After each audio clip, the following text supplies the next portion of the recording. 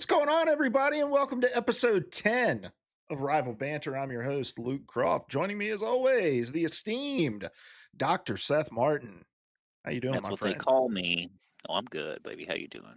I'm doing excellent. Sorry for the absence last week, guys. Seth was out of town on vacation, a little spring break-in with his family, and I was under the weather. Seth texted me. He was like, "Hey, man, I got the stuff I need to do the show. If you want to do the show," I was like, "Sick. Let's do the show." And then, yeah, I started feeling like shit like halfway through the day and could barely talk. So, yeah, sorry for the absence, but we are back and better than ever. How was the beach, my friend? Oh, it was wonderful. It was hard to leave. It's always hard to leave the beach unless there's a hurricane or something or a COVID pandemic going on, which I was at the beach when it began.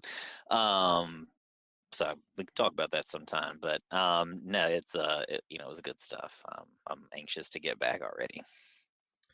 I saw your view from the shitter. Did you shit with the door open the whole week so that you could see the Eh, oceans? Uh, every time I use that bathroom, yes, I do. Um, yeah, Is that like a it's spot worth. that you guys go to? All like, is that the place you guys Yes, go? we are super lucky in that we have friends who come from money, and so one of the people I used to teach with, her fiance is from a wealthy family here in town, and they back during the pandemic bought a condo at Myrtle Beach, and Bridget started watching their daughter and is about to start watching their new daughter, and kind of like as a like bonus kind of thing, they to send us to that condo a couple times a year. So we usually go like spring break, and sometimes it's kind of escalated. It used to be like just like spring break and maybe like a long weekend or so, but now it's kind of become like spring break and it's like a July week. So I'll be back Oh, in damn! July, You get slowly like a free. peak summer vacation week. Right. So I'm stoked. If they ever take that away from us, I don't know what I'm gonna do because I've gotten used to not paying for vacations for the most part. Yeah, that's sick, dude. That's awesome. I was very, very jealous. I mean, it's weird. Like I live like 5 minutes from the beach, but it's different when you're like on vacation, staying on the water and can just see it. I gotta like go drive, pay for parking, you know. Hmm. And it's funny, man. LA beaches. So look, I don't go very often. For living as close to the beach as I am, I don't go as often as you would maybe think I do. But we'll go and we'll like grab lunch on the beach or whatever every couple months or so. But the last time I was down there, it's all paid parking up and down the coast, and it's all tourists, right? Like no matter what time of year you go, and I'm standing in this long ass line to pay for my parking spot. And it's like any parking place you've ever been to, right? You go up, you put your stall number in, you pay for the parking, you put the slip in your car and you leave, right? Well, I'm probably like 10, 12 people deep in this line, and there's this man with like six people with him at the front of the line. And he believes that he has to purchase a ticket for everyone in his family. So he's up there buying six parking tickets at the booth. It's taking him forever. Had I been right behind him, I might have said something to him, but I'm 12 people deep. I'm not going to like holler up to him, but Good Samaritan probably should have. But so, yeah, if I want to go to the beach, basically that's what I have to deal with every time. So it's always a Yeah. calculated decision if I want to have to deal. Would you have said something to the man? We're still in the South, so common decency it pretends to be a thing around here, whether it is or not. It's who's to say. But I might have chimed in, but I don't know. California, you got all the crazies out there in California. He might have like started barking at you or something. Like, That's true. Well, dude, I mean, judging by how he was acting, he was probably from the Midwest somewhere. Like he'd hmm. never seen a pay to park machine before. It was a totally foreign concept. So, Hmm. um, but no, Well, maybe he just needed some Southern hospitality.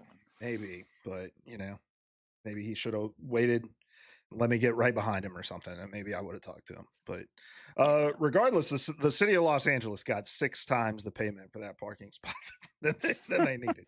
So, all right. Well, I'm glad you're back, dude. Glad you had a good time. And dude, you've got like what, probably a month left of school. You guys get out in May or June?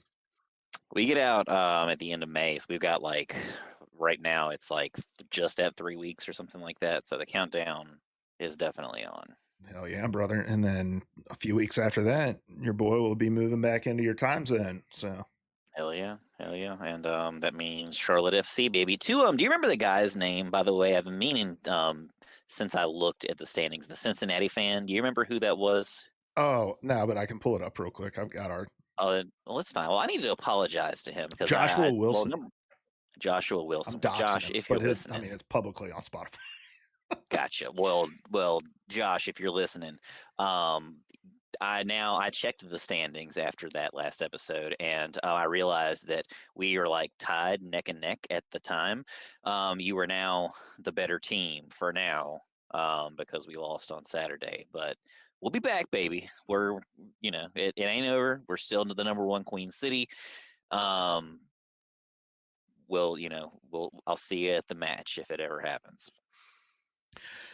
Well, this is a great segue, Seth, because we did get another comment on our last episode. Well, we actually got Hell two yeah. comments, though he deleted his first comment. But I am going to say something about the first comment because I saw it before he deleted it. But we'll do that in a second. But this is Ooh. from Justin O'Shaughnessy. Um, again, doxing himself on Spotify. It shows your full name on Spotify, guys. So he says, and I don't remember us talking about this, but it was 2 weeks ago. And honestly, dude, so much has happened between now and then. He says, I'm totally Yeah. fine with $6 color swaps. I'm also totally fine with the $18 skins. We were talking about $18 skins. As far as I'm concerned, with how much game time this game has given me for free, I legitimately feel like I owe them money sometimes. I buy the battle pass every season, but I honestly haven't really purchased many skins, mainly because I'm only interested in skins of characters I'm actually going to play. I've bought two $18 skins and I'd like to get more, but I want classic comic skins. So, um, Seth, reactions to that? I mean, I definitely agree. Like, I'm not averse to buying a skin. I've never really done it, except kind of like we said before with like supplementing it with units or whatever. Um, but I mean, if they catch me with what I really want, then yeah, hell yeah, I'm gonna probably just go ahead and jump and buy that skin, one way or another.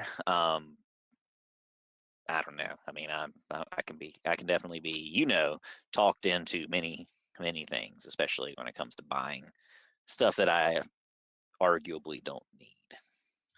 Yeah, and look, I've said this all the way back to our P3P days, right? That like the value of something is whatever anyone's willing to pay for it, right? So who am I to say that an $18 skin isn't worth it? If somebody's willing to pay $18 for a skin, then more power to you.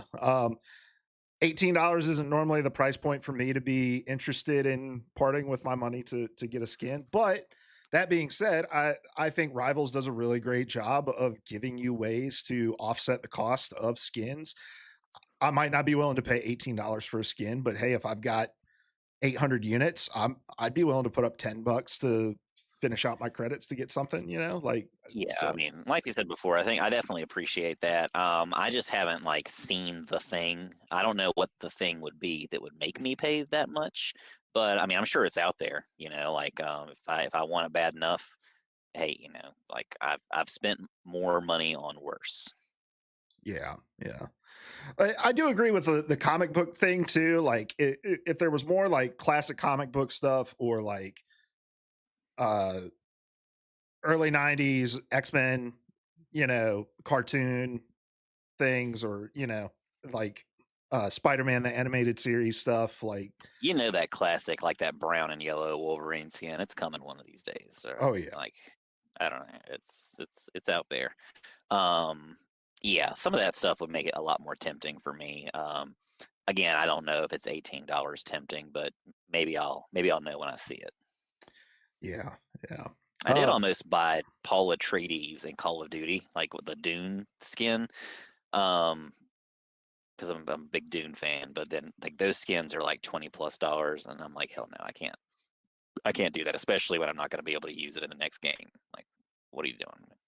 Oh, that's right. Because like Call of Duty, it doesn't carry over, right? Unless In like Warzone or yeah, something in like that. But Warzone I and don't know. stuff. I don't know. It's horse shit one way or the other. Like it's dog water. Fuck out of here.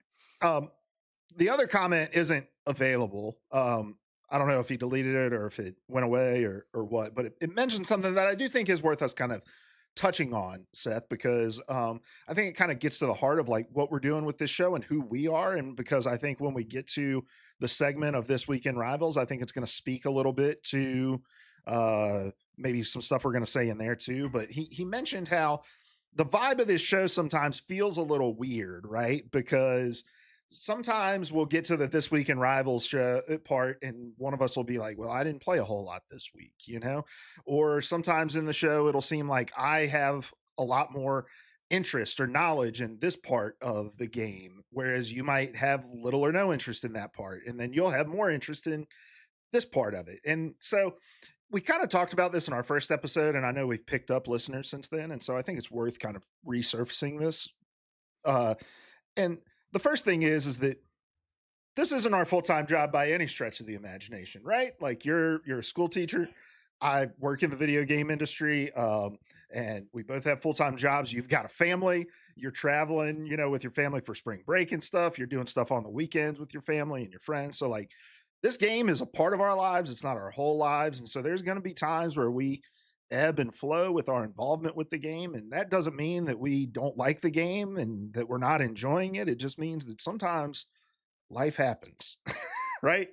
But the second thing is that I think we both approach this game from different angles, right? I'm much more like want to get my hands dirty in like the meta and the number changes and like the esports and competitive side of things. And like I think you enjoy that side of stuff, but you're much more interested in like the characters and the lore and like the game holistically as like the characters coming together and stuff like that. And so, but you can speak more to what it is that interests you.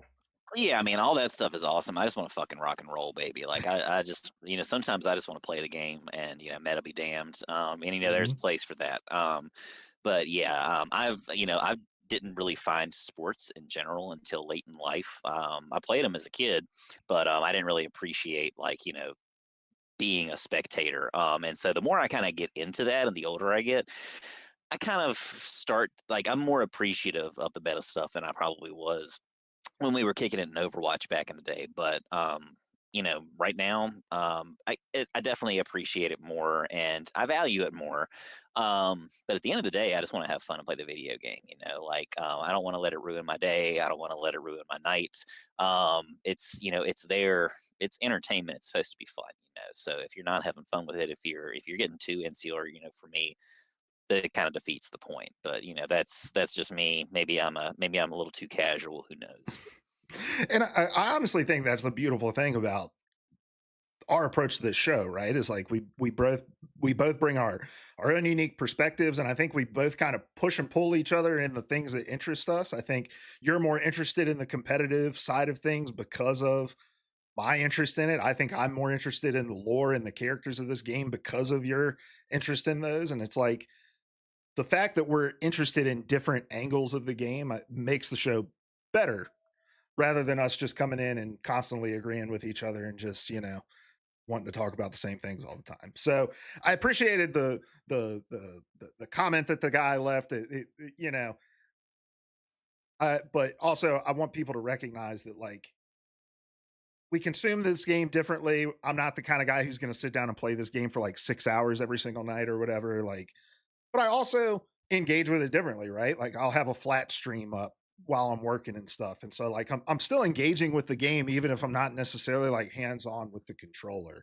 Um, so, uh, so yeah, just something to keep in mind moving forward. I'm sure we'll touch on that as we keep going with this show, but it was a good little stopping moment with that comment that we got last week to mention it again. But all right, Seth. Well, speaking of our relationship with rivals, let's talk about our weekend rivals. I know you were at the beach, so you had a little bit of a unique week with Rivals. Talk us through what you did in Rivals this week. Yeah, so I did not know if this was going to work. I debated. I talked to people. I was like, "Do I want to bring my PlayStation to the beach?" Because I'm typically pretty big, in my younger days, especially. Like if I go somewhere, I want to be fully there in the moment. Fucking shit up, just doing stuff. Yet another way that Seth and I diametrically oppose one another in approaches is shit, that I am because like, pack up the television and the PlayStation. I'm bringing my living room on vacation. I just want to yeah, look and at I like look out the window and see the ocean. just have a different view, and I get that. Being a parent now and like having small children, Mhm. we're kind of getting to the phase now where we're able to like we're getting them out, like we're spending more time out on the beach and doing stuff. But like when I was younger and it was like just me or just me and Bridget or whatever, we'd be on the move nonstop. Like I don't want to sit still. I don't want to sleep. I want to be go go go. Now like I've kind of gradually like I'll bring my Switch with me usually like I'll just like dabble in something. I think a year or two ago I played like one of the old Game Boy Advance Metroid games. Just something to kind of mess around with. I'll read some because we're spending a lot more time with kids. Like they've got to rest and stuff that I don't necessarily have to do or didn't have to do as much. Now I do. I'm getting older.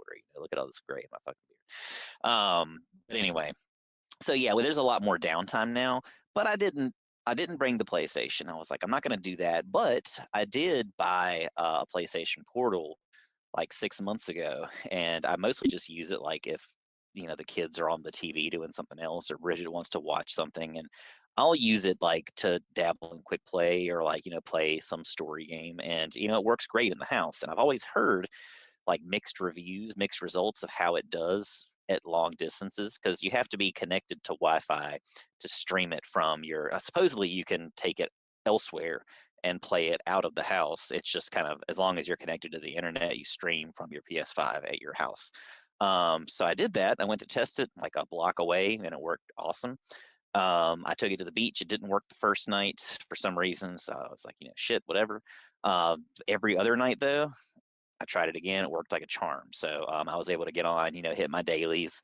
I at least tried to. I didn't play every night, but I at least got on every other night to make sure I didn't miss any dailies.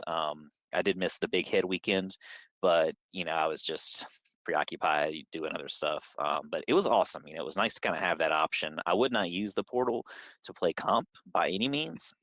It just feels differently. I'm sure if you fiddled with the settings enough, you could probably make it, feel comparable. But I just kind of wanted to mess around, spend some time doing whatever. And my comp career hasn't been that great this season anyway so far. So probably wouldn't have hurt regardless. But whatever. It, yeah, yeah. I don't know. Whenever I think about a portal, like, because I've always wanted to get a portal, but then I'm like, man, the only games I really like to play are games like Rivals. But it's like those are the kinds of games I don't want to play with other people who might be playing on a portal. Like I don't want to queue up and be playing with a guy who's on a portal, right? And so, um, Yeah, yeah. but hearing that at least in quick play, it's like, hey, you know, Yeah, usable. I mean, I did fine. From what I recall, I didn't have like any like game breaking awesome plays, but it was totally like doable. I enjoyed it. It was fun. I got the challenges very quickly and moved on, did other stuff.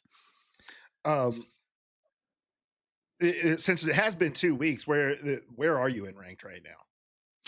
Uh, well, so I haven't played a ton. Of course, I've been gone most of this week and not played any comp. I finally got back on last night. I was Diamond 1 before the reset, and Season 2 dropped. I got bumped down to Silver 1, and I played four.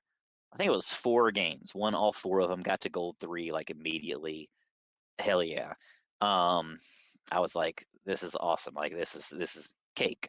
And as soon as I started thinking that, I hit a brick wall and got like a 5 game lose streak. And so I feel terrible.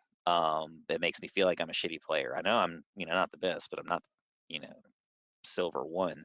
But I guess I am silver one because I am going constantly back and forth. I'll rise up to gold three, and after a game or two, I'm going to drop right back down to silver one. So that's kind of where I'm at right now. I finally got back in and played some comp last night, and got back to gold three just barely by the skin of my teeth. And now I'm like, I haven't played again yet. I'll probably wait until tomorrow because it's going to be late when we get off of this thing. But yeah, I don't want to lose it right away. We got to keep grinding. I feel like though, even my kids that normally like I had one of my esports kids from school hit Celestial last season, and a couple others were like GM2, and even they are kind of like stuck around like low plat right now.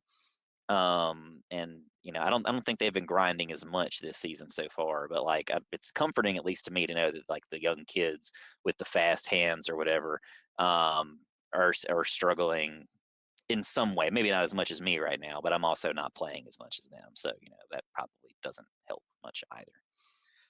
Well, we'll talk here in a little bit about some lingering issues that are going on right now Hmm. around ranked, and that I think might be kind of matriculating throughout the community in ways that might not even be known that they're being felt by some people. But I know for me, uh, I played some ranked in the first week that it came out, but honestly, right now, dude, ranked feels like where I'm at, and I'll talk about my situation here in just a second. But uh, it it feels like having to take the fucking amoxicillin as a kid, dude. Like like the liquid medicine, like uh, because so I ended in plat one, and so for the 9 tier reset, that sends me all the way back down to bronze one, and ranked right now is an absolute crapshoot because you're playing with people at that rank between bronze and plat. Like you're randomly getting grouped with people between those ranks, and so there were games where I felt like here's the thing. In all of those games, I felt like I was playing well and like being competitive. But there were games where my whole team was playing really well together and like we were able to roll. And then there were other games where I'm like, holy shit, there's this healer that has 2K healing throughout the whole game. They've died 11 times. They have 0 assists, 1 kill. Like like legit stuck bronze three players, or I think I said bronze one, I meant bronze three, but uh, you know, uh, like legit hard stuck bronze three players getting stuck on my team too, who are just like, it feels like you're playing 5v6. And it's like, I understand the reset, and I'm not going to be one of those guys who was like, we needed the 9 reset and then flip and be like, this was a bad idea. This was what we needed, right? I just have to take my medicine, right? And get Yeah, through here. yeah. Now, I won like 6 games in a row, and I'm at like the top of bronze 2 now. And so, like, it's just a matter of time. But, dude, it's frustrating because you get into a game and you It, kind of instantly know the quality of game it's going to be after the first fight because you're like, that healer didn't hit a single shot, you know? yeah, that'll be something to bring up in the upcoming segment for sure. Support strike, baby. Yeah.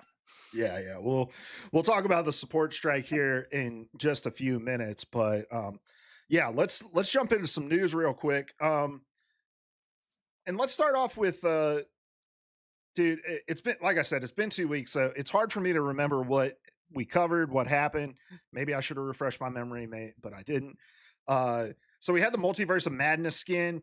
There was a little bit of community backlash around this skin because uh, it was advertised with like the hands and all this stuff, and it looked real badass. But then people bought it and they were like, wait a minute, where's the hands? And it's like, oh, it only was like showing up in certain animations or like, in like your MVP screen and stuff. And it really wasn't showing up in game.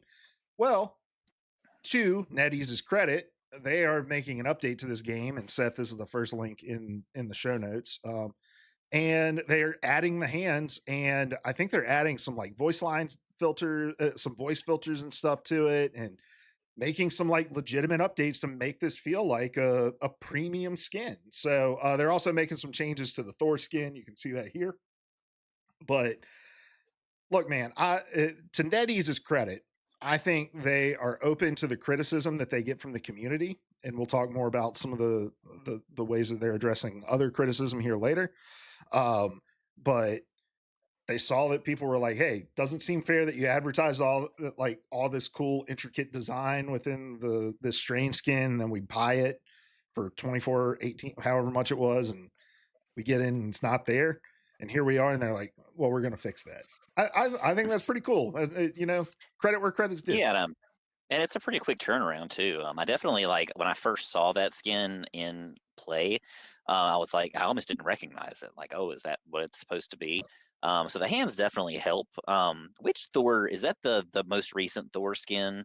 I I think always it's feel like I'm saying foreskin when I say that, but Thor skin. yes, it's The Okay. yeah, What's it's the the big change with that? Is it like the crown?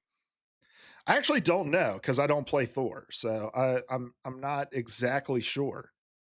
I mean, I play them, but I just, where the skin is 18 bucks or whatever, I have not really looked at it that much.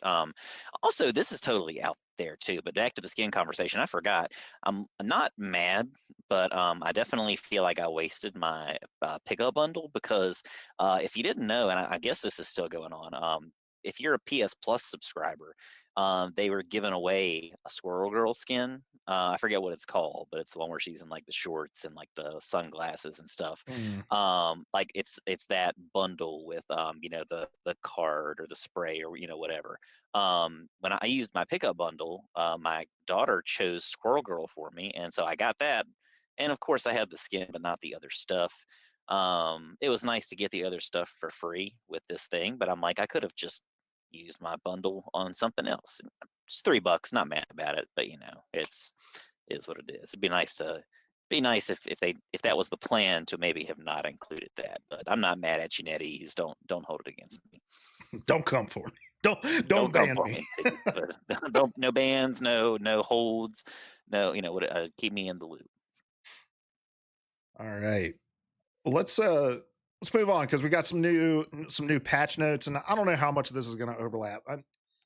I feel like we've taken a month off. It's only been a week, but I'm getting back into the rhythm of this shit. But we've got some new patch notes here. We've got the new Hellfire Gala moment, so you can join the party and earn Wolverine's Patch Series costume reward completely free. This event is taking place from May 2nd to May 23rd, and it's just Wolverine in a white tuxedo. So you can join And this the eye event. patch. And he's got an eye. Oh yeah, he does have an eye patch. Wait, why would he need an eye patch? Would he not just regenerate? I don't know the lore part. There's like some thing where he's kind of like that, and I'm pretty sure there's like an arc where he's in a white tuxedo and the Hulk's got a white tuxedo or something like that. It's a whole thing, but they also alluded to it in the Deadpool movie last year. But I don't know. That's Mhm. something I'd have to look more into. It might just be a badass look thing. Oh, Let's look. here's your answer, Seth. It's the Lord Okay. of Asgard costume. Oh, for the Thor skin. Yeah, yeah. Yeah, yeah, yeah. It's just got improved visibility and ensures the crosshair isn't obstructed. So there must have been something on the skin that was obstructing people's views. Okay, apparently I knew this too. Wolverine wears. I just wasn't thinking about it. It's been a while. Wolverine wears an eye patch as part of a disguised persona known as Patch when he's in the fictional underworld of Madripoor, which is like a city place in the Marvel universe. It's like a criminal place, kind of like Mos Eisley in Star Wars or something like that. But you know, gritty. Gotcha. All right, fair enough. Just, I mean, it's like Clark Kent just throws on a pair of glasses and nobody can recognize him. Kinda. The AI overview on Google says the eye patch serves as a simple yet effective way to conceal his identity. If you look at that hair, it ain't that simple. and the But and the that's claws. yeah, that's the whole Superman thing, though. I guess like I guess you'd be surprised what the brain does. There's an image of a celebrity like that though that's wearing glasses and like doesn't have. I think it's a Zoe Deschanel meme actually, where she's like wearing glasses and has bangs, and then isn't wearing glasses and doesn't have bangs, and you can't recognize her at all. And it's like maybe the Superman thing isn't. that far fetched. So Yeah, I'm always like, how many celebrities have I actually seen in real life? And I just had no fucking idea. Like the few times I've been to New York, or like, you never know where you're gonna run into people. Like, how many times has that happened? If I saw like, I don't know, Andy Sudeikis, or is that his name? Jason Sudeikis. Like if I see Ted Lasso out there, am I actually gonna like realize that it's fucking Ted Lasso, or am I just gonna like pass him by on the street like any other dope? I don't know. this actually happened. So when you tell people you live in LA, one of the first questions that you get from people is like, "Have you met any celebrities?" Because I guess they just think they run rampant. I've been out here for 5 years. I've only seen one celebrity, and it was living in Santa Monica. I'm in a Starbucks, and this guy holds a door open for me. And I didn't realize it till after I walked by him. I was like, holy shit, that's DK Metcalf, the wide receiver. I think he plays for the Steelers now, but he used to play for the Seahawks at the time. Uh, but yeah, it wasn't one of those like I instantaneously recognized him because every time I normally see him, he's wearing big shoulder pads and a helmet. So Yeah, yeah, that's wild. I'm surprised I've never asked you that question before, but it's been a busy few years. yeah, I don't know too many celebrities. I should have been out on the pier apparently a few weeks ago because Walton Goggins was out there doing a photo shoot on for Vogue. So wearing a Hubba wearing a hubba. speedo. Hey, Yeah, so well, we're googling that. Walton Coggins, I think it was Vogue. I can't remember. Maybe it was Studio something else, but Vogue. he's looking it up. It might be. Just look Yep, up Walton Goggins Santa Monica it Pier was shoot. Cultured Oh, magazine, I that's it. think. Yeah, that's it. And that's a straight up banana hammock, baby. Yeah, Look at man. that thing. Yeah, he was All rocking it right, too. He also had some like lace gloves. It was a really interesting photo shoot. So cowboy boots, yeah, cigarette. Hell yeah. yeah. Now we're just breaking down the Walton Goggins skins,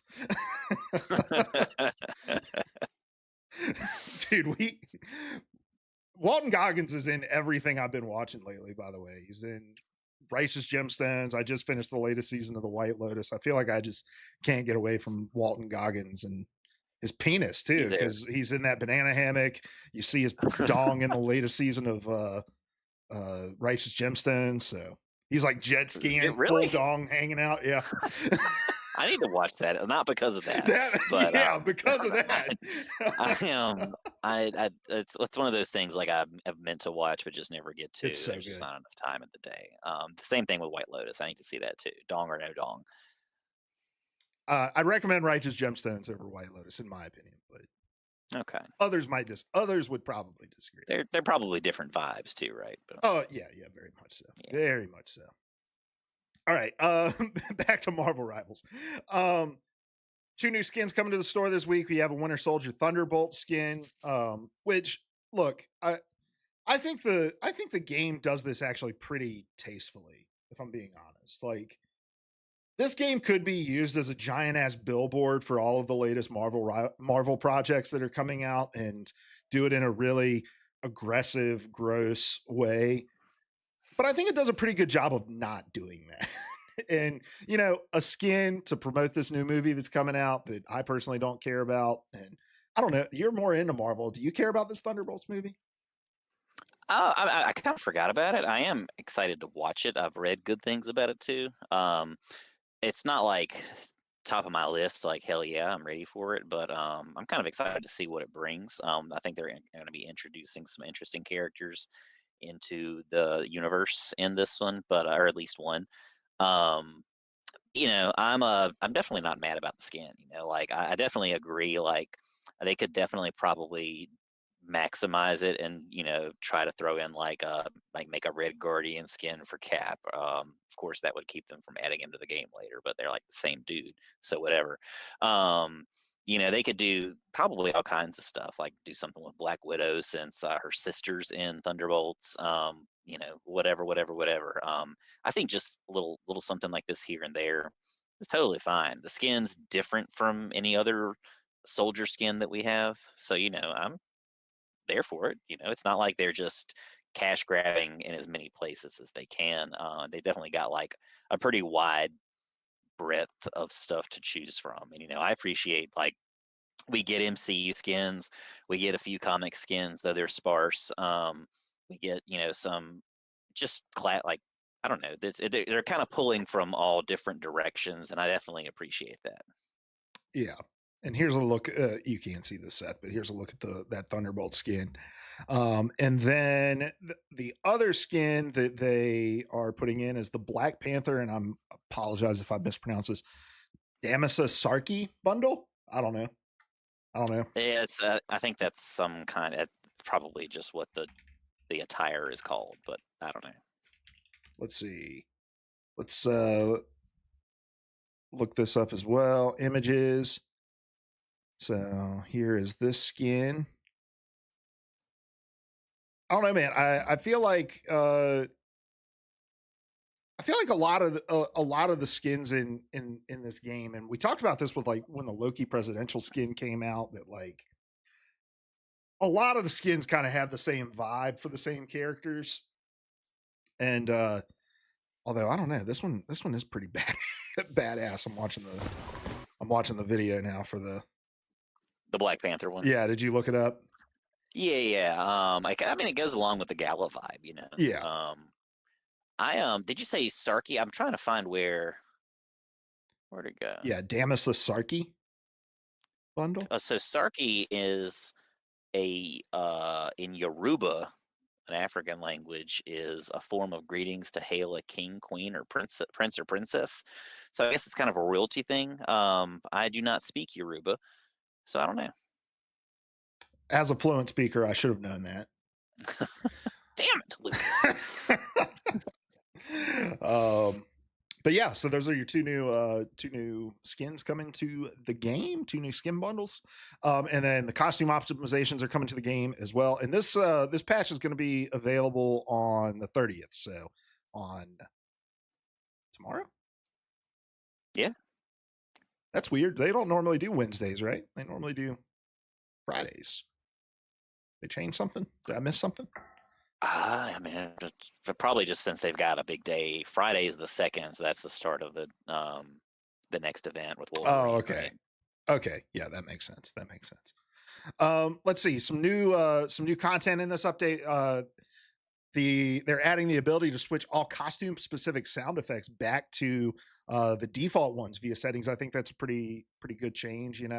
I know it took me a long while to get used to all the different audio cues on the Invisible Woman wedding dress skin, and so I had this option been available to start, I probably would have just turned them off to begin with, rather than like, because now it's like I don't want to play with anything other than that skin because it has all the audio effects that I know. Like, so Hmm. love that option. Using the latest season 2.0 data, we've recalibrated the baseline data for calculating each hero's performance scores. We'll talk about that more here in a little bit. And then locked accounts can now initiate the account deletion process even from a logged out state. And then just some bug fixes for both maps and heroes. We're not going to read all those. You can check those out on your own. And then some balance changes are going to be coming to the game as well. In this next patch on the 30th as well.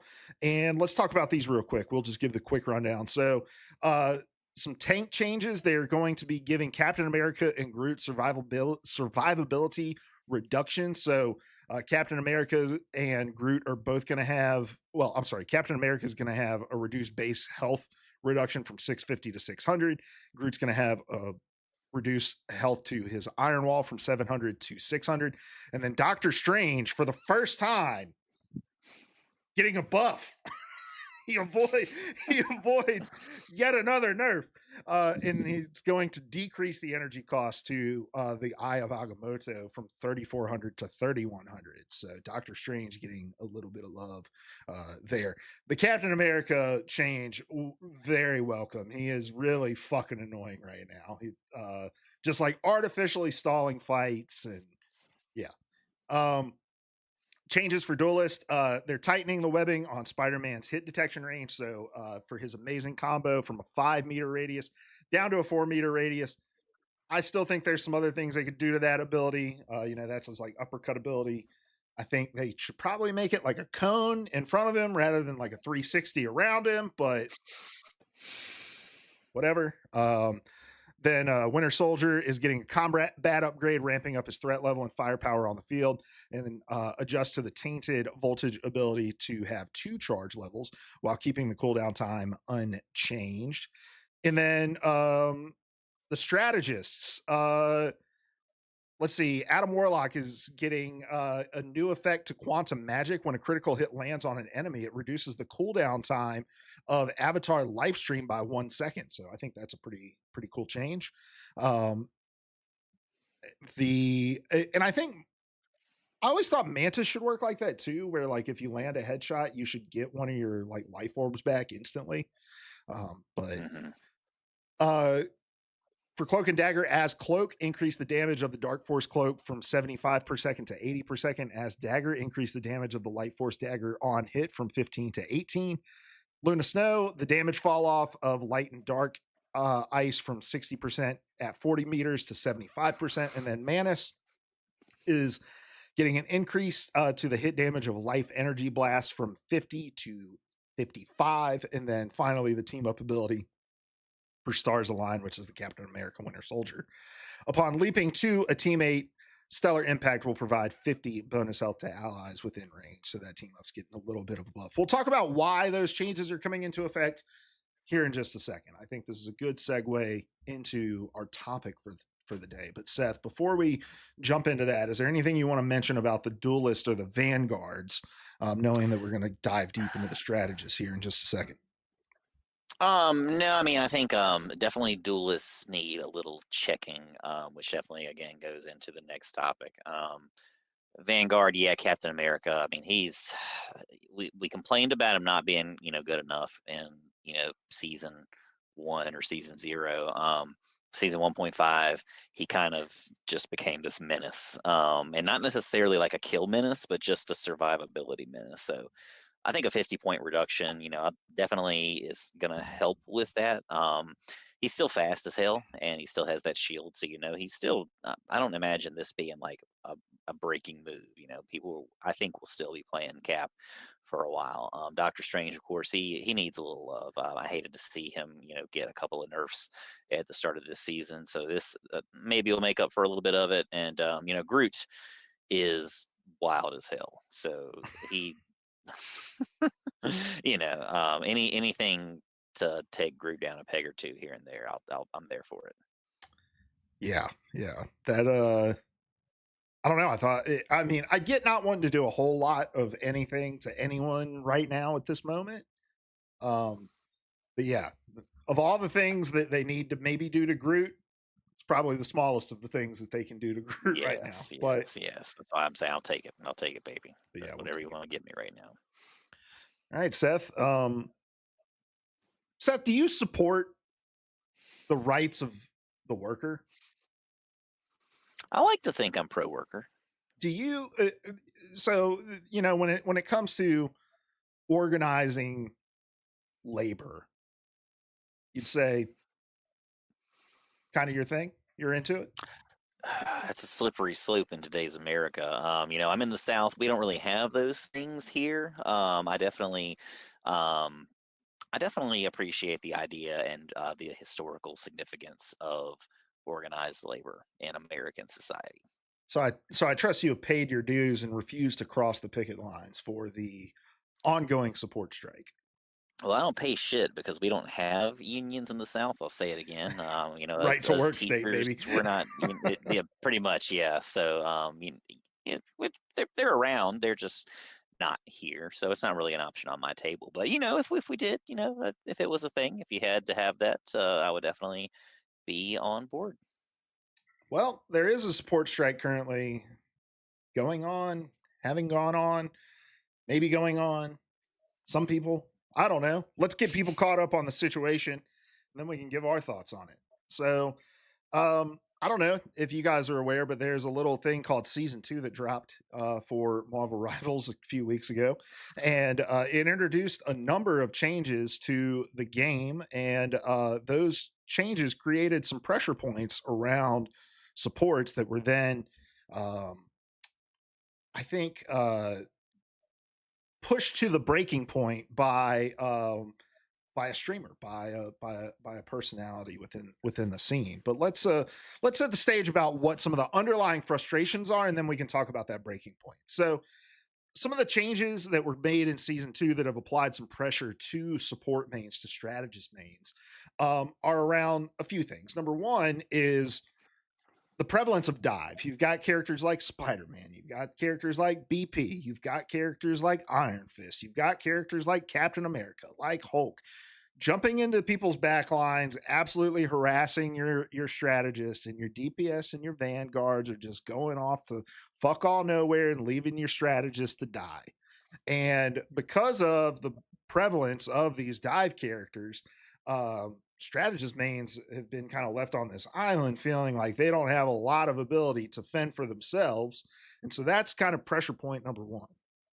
Pressure point number two is this new sort of approach to the ranking system that um, apparently credits people for their individual performances alongside of the um, results of their matches. So, yes, you're going to lose points if you lose your match. You're going to gain points if you win your match, but you're going to lose or gain points based off of the individual performance and contributions that you've made to your team, which in theory sounds like an awesome utopia of a world, right? Like, hey, it's a meritocracy, baby.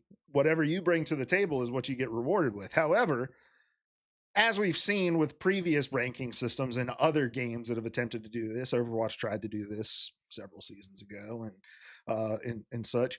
Um, Trying to figure out the value that a player brings solely based on the numerical stats that a game can track is kind of difficult, and weighing what points you give to who is really challenging. And the game seems to be favoring giving DPS players more of this kind of performance boost than strategists, with vanguards being somewhere in the middle. And I've seen some different theories around this, Seth. I don't know how much research you've done into it, but some people are saying things like final blows is like a really big kind of tipping point for who gets the credit for team performance. You know, other things like damage done, like damage percentage done, and things like that. Um, but regardless of how the math susses out, the fact of the matter is that strategists are feeling like they are not quite getting the same level of performance incentives as other roles are getting. And then the third sort of pressure point is the in-game toxicity that strategists are feeling, and that was put over the edge by Necros, a streamer who is kind of a Spider-Man one trick. I think he plays other characters, but he's mostly known for his Spider-Man, who has said some pretty insulting things about strategist players in the past. He's called them brain dead. He's called them, no skill, low skill characters. He called them dumb. He's called them morons. You know, basically just saying that if you don't know, if you don't have any hands, if you don't have skills, you're going to play the strategist role, and that has caused Necros has a big, young toxic following, and that toxicity has bled its way into the game, and that has led to the frustration of an entire roll of individuals and strategists saying, "We're going to strike. No heals for you." Seth, have I covered this topic? Have I covered the context well? Is there anything I've missed? No, I think that, I mean, from what I know and understand, after you mentioned it today, I know I had heard of it and just in passing and in existing on the internet. Um, I definitely get it, and I've seen, I haven't seen anybody striking. I don't think that that's as much of a thing as the internet makes it seem to be. I might eat my words tomorrow when I jump on, but who knows? Seth, are you telling Um, me that the most vocal people online represent a minority of individuals that actually participate in any given community? That's exactly what the hell I'm telling you, but let me let me finish. I mean, like, yeah, I get that. Now, I have seen a kind of an uptick in. Well, actually, I don't even know if it's an uptick. I have had a few not so great games when I've played some support. Some of that's due to like me sometimes experimenting with other characters. Sometimes it's just because of reasons, right? But I know I had one game where I actually got a little. I was like, do I need to pull a Luke and turn the chat off because I was getting harassed. I could not stay alive, and as playing as Invis, and I'm like, and people were giving me shit in the chat, like, and I'm like, well, Peel, like I'm here, please help me like to survive. I'm just a tiny little girl. I can go invisible sometimes, but that's on a cooldown. If I've got a Hulk and a Venom, chasing after me, or like a Hulk and I think of that game, it was like a Hulk and a Thor. I'm like, what do you want me to do? Like, cause I can't heal you and go invisible or whatever, or get away. So it's a balance and it's game to game, but like, I really appreciate, not that it will necessarily do anything, but I think NetEase kind of came out with an announcement today or yesterday, something like that, right? Kind of calling on people to, they may not have used the word peel, but to kind of be there to support your support players, like to protect them. That's part of the job. Like you do the damage. Don't go all the way to the enemy spawn on convoy or whatever and do the damage. You protect your team, you play your role, right? Like, yeah, there are characters that do that a little bit, but you don't need to stay there. You need to be with your fucking team. You can't complain about heals if you're not anywhere near where your position should be, right? Hmm. And that's what I think people struggle with is like, again, like some people, they might have an awesome rank and because they get lucky or they win or whatever. But I think at the end of the day, a lot of people just don't have any game sense. Like, yeah, I'm just going for kills. There's a DPS epidemic. Um, Somebody coughing. Is that on your end? Yeah, yeah. My wife is. Okay. Well, I was just wondering if I need to go check on somebody in my house, but I was just making sure. I'm Man, not this used to this wearing new mic headphones is on the great. It's picking up show. everything. Whoa. um, but yeah, I mean, I got pretty frustrated with that kind of stuff too. I'm like, what do you want me to do? I'm I'm playing support. I'm trying to heal, but I can't heal you if I'm constantly dead. And they were like, just you're a healer. Live. It's not that fucking easy, buddy. I'm sorry to break it to you. And there's a massive difference between getting tilted game to game, or within an individual queue, and getting so tilted that you feel the need to organize an entire community of your role to make a statement and to force a change within something. And I'll get to that point in a second. But um, Reddit has another community, Seth, and I'm sure you're familiar with it, called "Am I the Asshole?" Have you heard of this? I feel it rings a bell. So when you posted "Am I the Asshole?" there's three options for commenters who answer. There is YTA, you're the asshole; NTA, not the asshole; and ESH, everybody sucks here. All right. And I Hmm. feel like somewhere throughout the story of this support strike, ESH became the answer. Where like kind of everybody sucks here. It's like, look, do I think Necros is like toxic, whole like strategist or brain dead, low skill, like low IQ, like, do I think that that is something that is a mindset that somebody should have? Absolutely not. Should streamers with big audiences be more conscious of the things that they say? Sure. Do I ever expect that to happen? Nope. Nope. Twitch has been around for a long ass time, and the internet's been around much longer than that.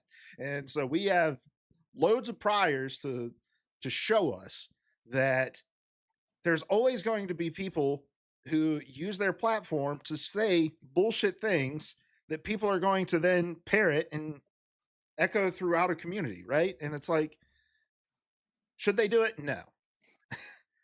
And you can call people out for having bad opinions and stuff like that. But to take it this personally, and I mean, dude, there was like a Reddit thread with like hundreds of comments on it from people just sharing their stories of how they've been victimized in the game about because they're a strategist player, and just the way that they've been treated for being a strategist player, and the things that they've been told about not having skill and all it. Brother, like, call someone you love. Like like get get any other kind of a hobby that can disconnect you from this thing every now and again. Like if your whole identity is wrapped up in being a strategist main in Marvel Rivals to the point where once you disconnect from the lobby you got flamed in, that you carry that hurt with you It out of reminds that world and into another world. it reminds me of, this is a teaching experience a couple of years ago. I was talking to a kid about, I think it was like Stranger Things, when one, like maybe one of the earlier seasons had come out, and we were talking about it, and I was like, hey, I saw in your slideshow about yourself that you like that show. It's, I watched the first couple seasons, it was awesome. And they were like, yeah, I don't really watch it anymore. The fandom's just a little too toxic. And I was like, I couldn't say this because education, but like, what the hell are you talking about? Like, you, you can't engage with the media because the fandom is too toxic. The fandom exists in a different world. I personally have never um, engaged with any fandom other than just like some people I know that like the same show too. You do not have to get on Reddit and spend the you know moments of your life um engaging with that stuff. You can move on, either enjoy the game or not enjoy the game. Again, like, in case you didn't know, you can also turn that chat function off if it's going to bother you. It's not necessary for the game. In fact, often every once in a while it comes in handy. Somebody throws out some valuable advice or feedback, but more often than not, it's just like somebody's got a keyboard hooked up to their PlayStation, somebody's on PC, and they're doing more typing than they are playing past a certain point. And that's not really going to help you. So, like, you don't have to engage with the shit, and turn it off. I mean, it's as simple as that. Don't let it ruin your day. It's there for fun. Have fun with the game, and if it's not fun, either do something else or fucking make it fun. And I'm all for kind of that second option. You can make anything fun if you just want to have fun with it, but you've got to kind of have the right mindset to do that. I I'm such a classic like mid-30s white guy. I've had so many podcasts in my life. But for a brief time I hosted a show called Press Go Live, where I interviewed like mid-sized streamers about kind of their journey in streaming. And I interviewed a guy named Lane Pavogi one time, and he gave me a little piece of advice that I have carried with me for the last, that was probably 7 years ago.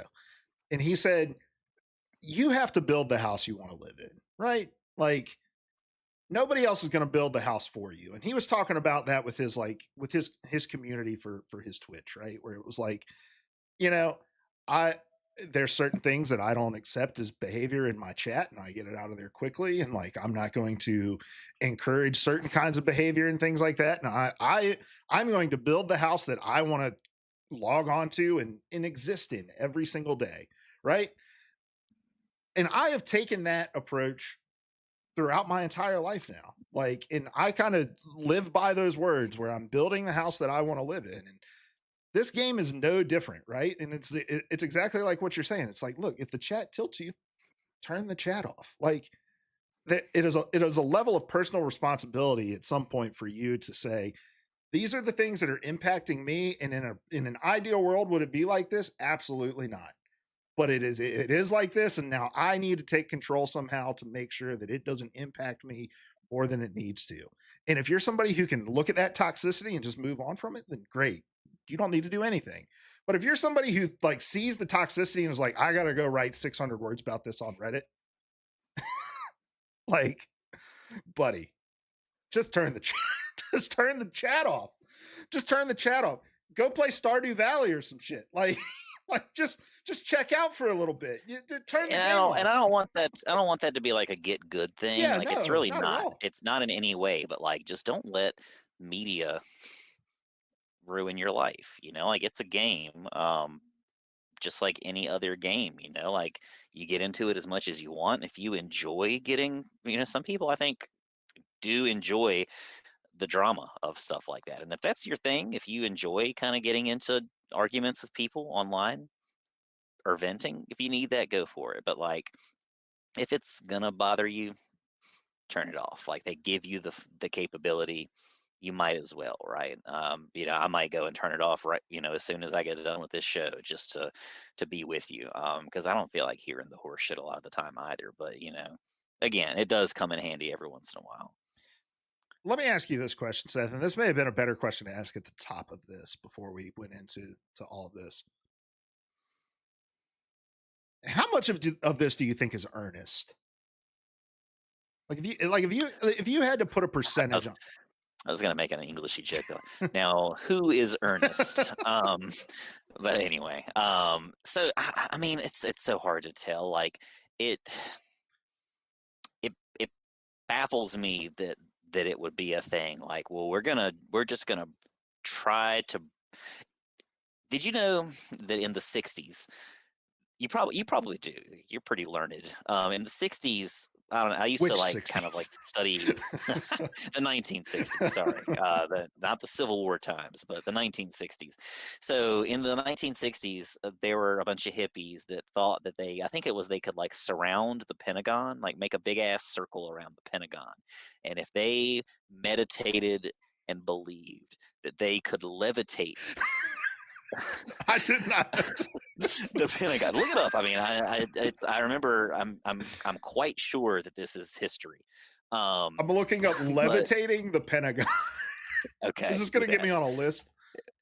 50 years Today ago, it a might. ragtag group of acid dropping, hold on, acid dropping activists tried to levitate the Pentagon. Mhm.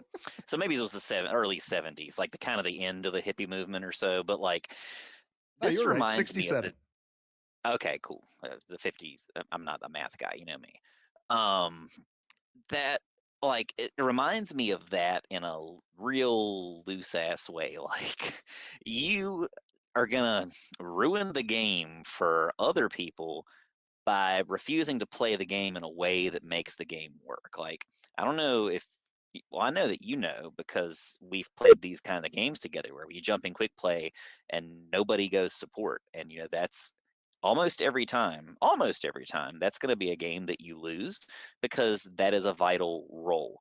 Um, so like I don't know, like again, like if it bothers you that much, don't engage with that media. Don't listen to fucking Necros, who has way more viewers or subscribers than I will ever see or hear in my lifetime, and that's totally fine with me.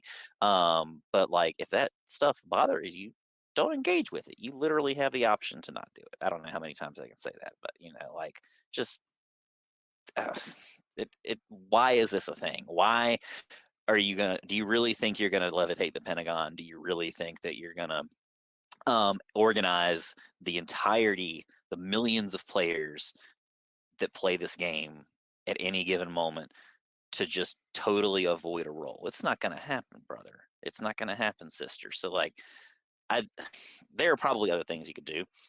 You know, complain on X, get on Blue Sky, whatever. Talk to, you know, hashtag rivals, strategist, whatever. But just not playing the game in the way it needs to be played, that doesn't really make that much sense to me. You might as well try and go levitate the Pentagon at that point. And look, did this movement, did this support strike get the attention of NetEase to the point where they came out and said we're gonna make some changes? Sure. Um, is that the purpose of any kind of a movement? Then sure. Did they levitate the Pentagon? Perhaps. I mean, it's Maybe they levitated the car of the Secretary of Defense at the very it's least. maybe they made something wobble or something like that. Who Maybe. knows? It's good again. Like being vocal helps, but again, I feel like again this is such almost a non-issue because like, I have not seen people actively engage in not like actively not play support. Now, that has happened ever since the dawn of the game. Like people just don't want to play support. They want to play DPS and roles like that. So when I see it, that's not where my mind goes. I just assume that it's some asshole that doesn't want to be a team player. But you know, I think more so than the actual act of avoiding support roles in the game, I think that the vocality probably helped more than anything. But again, that's for one person, that's one quick tweet, that's one quick whatever, one quick social media post. It's not a blog. that takes up, you know, minutes or hours of your life. Hmm. All right, now let us meditate and try to levitate the NetEase development building. What a great story, Seth. We've been chock full of really great illustrative stories. Yeah, the fire is back, and I think that week off helped us a little bit, right? It did. I'm ready to jump back into this game. Let's talk about these changes that Dev Talk 13 laid out. We're an hour into the show. We're gonna run through these real quick because let's talk about. So strategists are going to be receiving some buffs. We just talked through those buffs, and those buffs are there's going to be some added lethality to a lot of different strategists that are going to give them the ability to kind of fend for themselves against the backline dive. Now, I don't personally think that that's going to do a whole lot for survivability of the back line when you're dealing with situations like you're talking about, where it's like a Venom and a Thor and a fucking Spider Man and Iron Fist on your ass, and you're needing the rest of your team to come play. But for the semblance of a change. And to make it seem like, the Pentagon releases a Photoshop picture of the Pentagon levitating and says, look at what you did. Hey, Go Luna team, Snow is going to right? deal 15% more damage from 40 meters away. Yeah, I mean, it's definitely a start. I saw some Instagram reels or something where it was like a Hulk Thing combo, and they were just wailing on people's support players, like just fists of fury, just wail like they were. It was a team, they're coordinated, so like they're just going ham on a cloak or an invis or whatever, and like that's honestly like, yeah, it makes sense. And if people aren't going to be there to peel for you, then that team is going to be doomed. And so they definitely do need some tweaks, some survivability tweaks. But I think that, kind of like we've maybe mentioned before here and there, like I think kind of greater game education is probably the way to go. Like they mentioned positioning in that post and stuff like that, but I don't know that, like, if I polled most rivals players, I don't know that the majority of them are gonna, when you say positioning, know exactly what that means. Like, where does the tank go? Where does your duelist go? Where does your strategist go? I don't know. I mean, I think the wider audience may be a little too casual for that, but you know, it is what it is. I mean, look, the very basic message is just like this. This is a team game, and if you want to succeed, you're going to have to understand like what function each member of the team plays in helping that team to succeed, right? And it's like your strategists play a role, and that role is to heal you and to offer other kind of like supporting um, abilities to empower your DPS to get eliminations, right? The only way that they can do that is to be alive, and the way to keep them alive is for your duelist players to actively engage in keeping them alive. And like, dude, if you go back and you watch some of those top dive teams, I'm talking like season 2, like San Francisco Shock from like Overwatch League, the dive was impressive.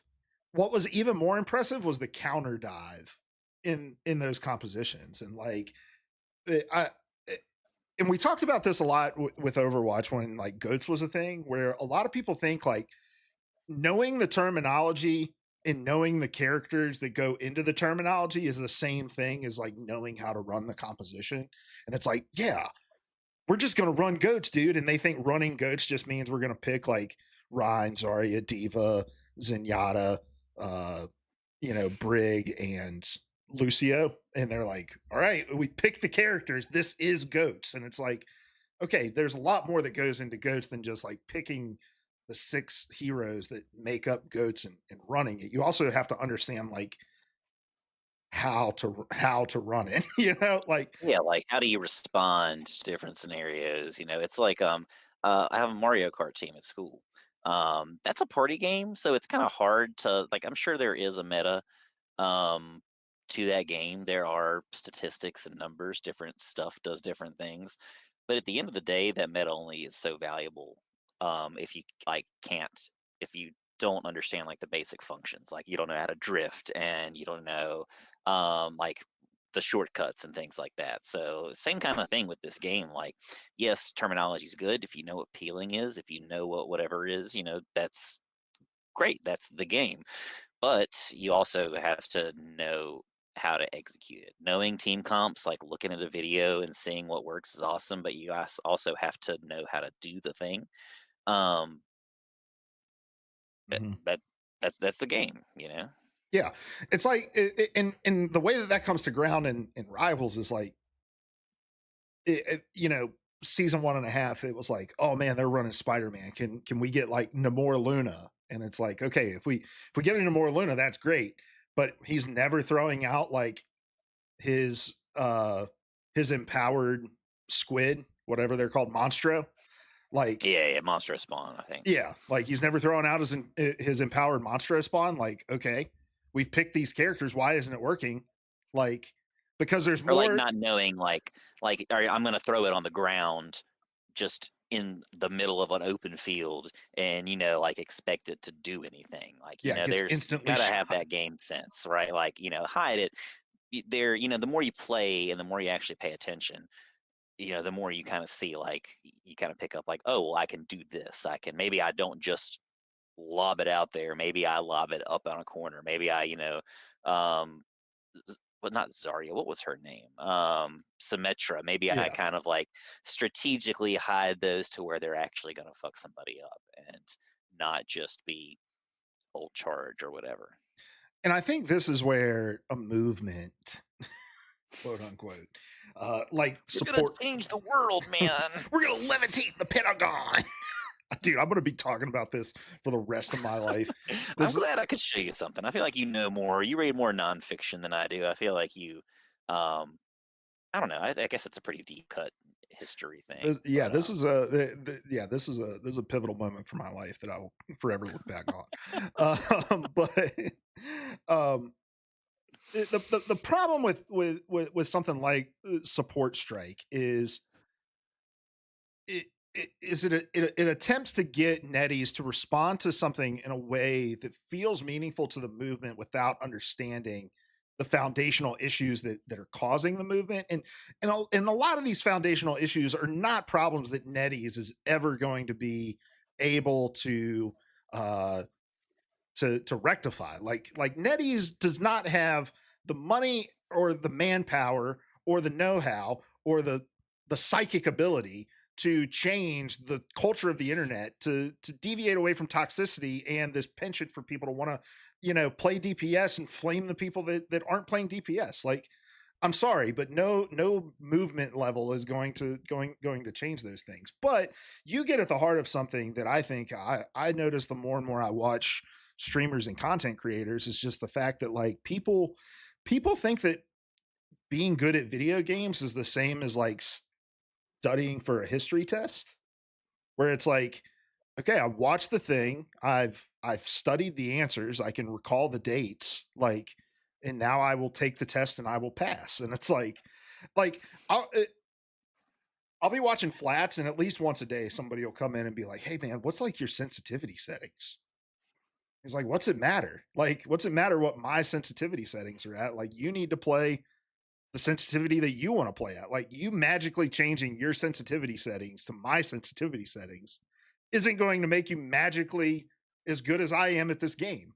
Like, but that's what people are looking for, right? They're looking for like those instant gratification ways to like become better at this game, and they think it's always something exterior from their own abilities that's keeping them from being the player that they know in their heart that they are, right? When in reality, like, and this does sound like get good, but in reality, like, you got to just come to terms with like, hey, you're probably just a gold player, you're probably just a plat player, like, and you should be okay with that. Like, I've come to terms with the fact I'm never going to be a celestial Marvel Rivals player, probably, like, if it happens, cool. Like it would be awesome. But like I tell the kids at school all the time, like whenever they make a joke like get good, I'm like I don't have the time or the energy to do that. I'm an aging, I'm approaching middle age. My hands hurt when I play for a while.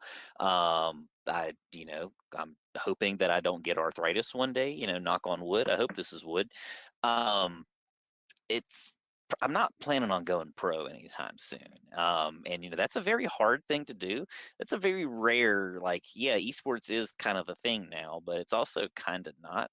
Um, Live your life and have big dreams, but I don't know. I don't want to get too negative with everything here. Like, and again, like I love this game. I enjoy playing the game. Yeah. But I also am realistic enough to know that, like, for every game where I die 12 times because my DPS is just off in fucking La La Land playing their own game, there's also been games where I've died 12 times because I'm just simply getting outplayed by the people that are on the team against me, you know? And you have to kind of know, like, just have the, like, I guess, self-awareness to know which is which. Like, is it you? Are you a little tired? Are you maybe just having an off day?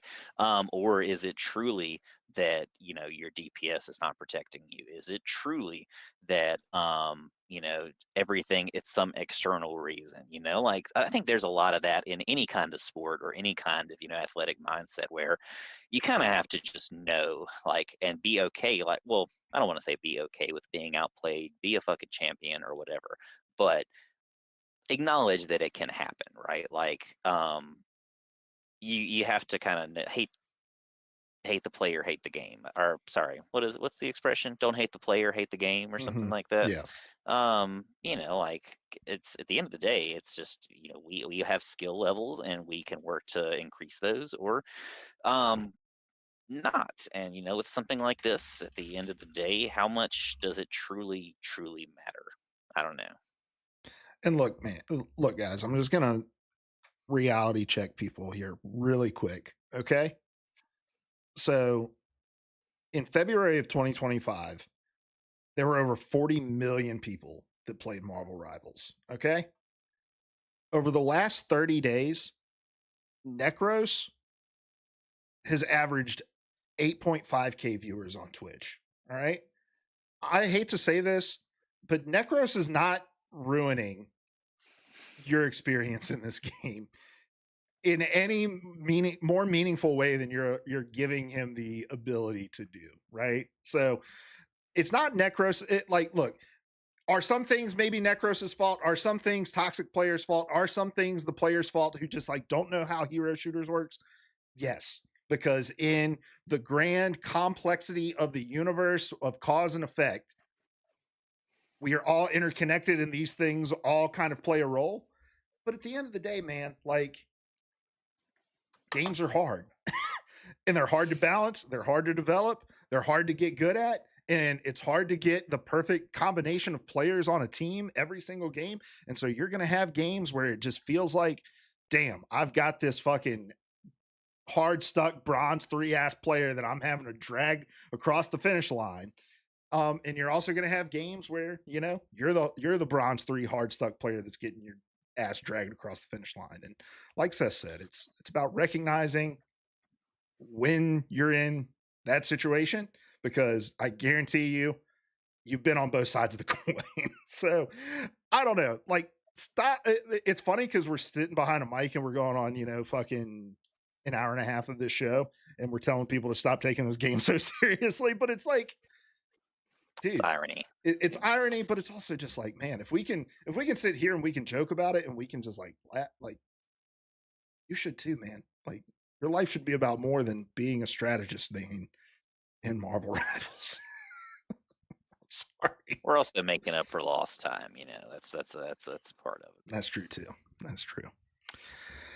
Any final thoughts on the support strike, Seth? Are you gonna be scabbing? Will you be queuing up as Invisible Woman tonight? I mean, I've scabbed the whole damn time. There were quite a few of those challenges or my challenges over the last week were directly related to support, and I supported the hell out of my team. I was SVP whenever I lost. A couple times I was MVP. I'm a fucking warrior.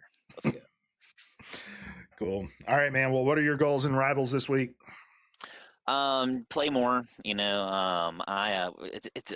There's so much stuff that I want to play. I'm actively feeling like I'm in that uh not necessarily anxious area, but like I still am. I'm 30 hours into Assassin's Creed Shadows, which sounds that's a full game's worth of time. I have not finished Act Two of that game, I was about to say that's nothing in, and in an they're Assassin's at Creed least game. I don't know how many. They're usually 7+ acts in one of those games or so. I'm gonna say at least five. I don't know when. I don't know what the like. It's not clear to me what the next thing is that I need to do in order to make that happen. I'm pretty sure I know, but there's just a whole lot of stuff between me and that. Like I'm gonna like see something and go do that thing, or some random stuff's gonna pop up, and I'm gonna go, oh shit, let's do that. That looks cool. Um, and so I'm doing that.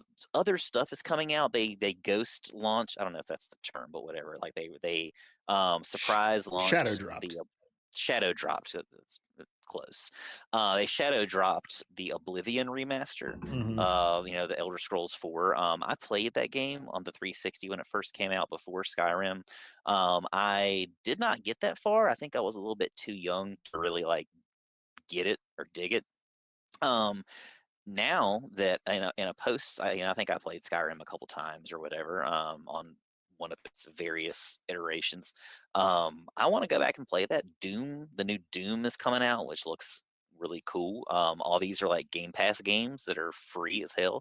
Well, kind of, you paid for Game Pass, but whatever. Girl math. Girl Not math. saying that. Girl math. But like there's a lot of stuff I want to do, but like this is the first time in a long time that I've had a game like Rivals where I'm like, I want to play it. You've got to find that balance. How can I Hmm. play this game every day, and maybe rise competitively, and also play other stuff? And again, like I started another Brandon Sanderson book. It's like over 1,000 pages. How do I read some of that, do my job, hel- kind of help raise my family, as much as I can or whatever, exist in the world, do other things, go to karate practice with the kids and stuff like that, and then still have time to play this forever game and play this story game and read a little bit and watch some shows. I'm a week behind on The Last of Us. I'm finally getting caught up on Andor. I think the next 3 episodes just dropped an hour ago, So now you're and not caught up. You're already now I'm behind. not. Yeah, I was half caught up when I came to jump up on this podcast, or halfway through the 3rd episode. Now I'm 3 more episodes behind, and that's just kind of the way of the world right now, baby. But it's my goals. I'm getting away from that. Like I gotta be GM thing. I don't really have the fever anymore. If I get there, awesome. Um, but I just want to keep enjoying the game. I want to have fun with it. I think I'm maybe gonna focus a little bit more on just like kind of challenges, maybe grinding some in-game achievements, stuff like that. Just like kind of having a little more fun with it, opening up and kind of exploring some other roles and stuff like that. I think we've talked before about maybe this season we're going to switch from being support mains, support duos to tank duos. I definitely want to start to dabble in DPS a little bit more too. I don't have any big dreams of being a Spider-Man main or anything, but like I'll pick up a little more Storm and Squirrel Girl, that kind of thing. Just I want to do it all. Hmm. But not freak out about it. Yeah, no, I look. I still want to climb in this game, and I still want to climb as high as I can. I want to play the game competitively, and I want to be good at it. I've been really enjoying watching Fight Night still, and Fortnite. Fight Night. Um, I'm lucky in that I'm not a guy who like this is funny given that I've hosted 2 video game podcasts, but I'm just not the guy that's like got a backlog of like 15 games I want to play or anything like that. Like I'm playing the show and I've got my like little spreadsheet with my roster and I'm like, oh my gosh, is Chase DeLauder ready to be called up from AAA Columbus? You Do know? you make these spreadsheets, Yeah. or Yeah. okay? I need to get to that level. Like I'm lucky if I like watch a sport like a match or a game or whatever, like I finally kind of found soccer, and that's been fun. But like we went to a Pelicans game at the beach. They're the Cubs minor league or high A team. I guess it's still Hmm. minor league. Yeah, Um, and it's just so awesome. It's hard to watch baseball games with small children, but we made it work. And I would love to just be the guy that gets like the scorecard and it's just mm, like keeping track of the yeah. hits The book. Yeah, and the errors and stuff like that. And not that I even know that I would know how to do that. It would probably take me, some trial and error. But I do like I would love to kind of be able to min max that stuff. It's just not. I'm not enough of a numbers guy, I think, to really get into that groove. But I'm learning. I'm getting there. dude. I know we're like an hour and a half into the show. I'll just tell you this real quick. So in MLB the show, I do this in Madden as well for my like NFL franchises and stuff. I've got a spreadsheet.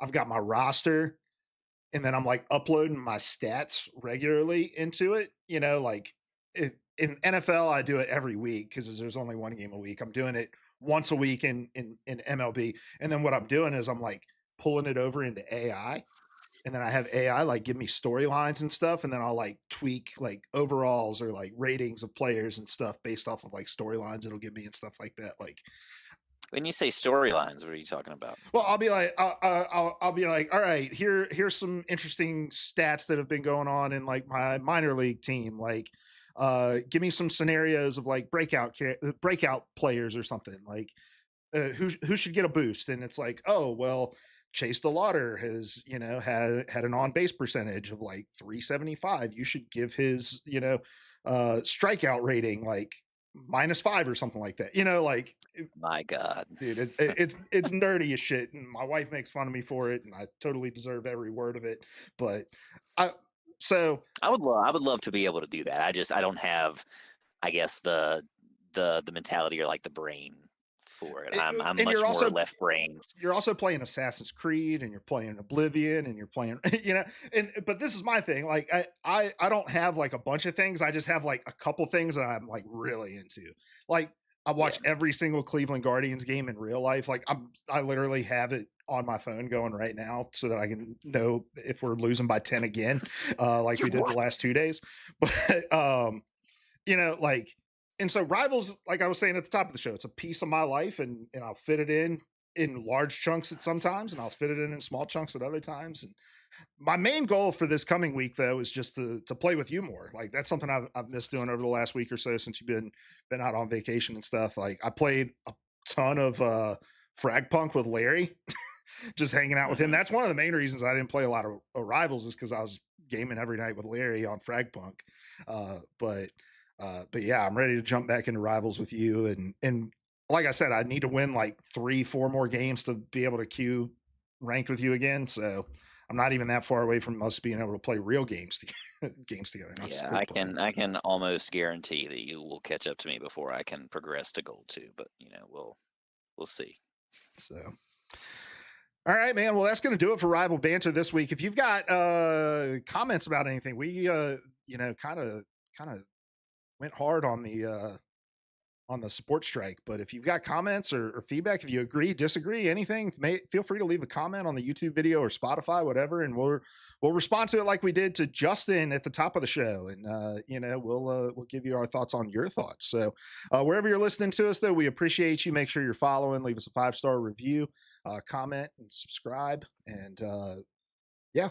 This has been Rival Banter, and we will see you guys next week. Thanks for the show, buddy. It was a good one. Hell, Good to hell be yeah, brother. back.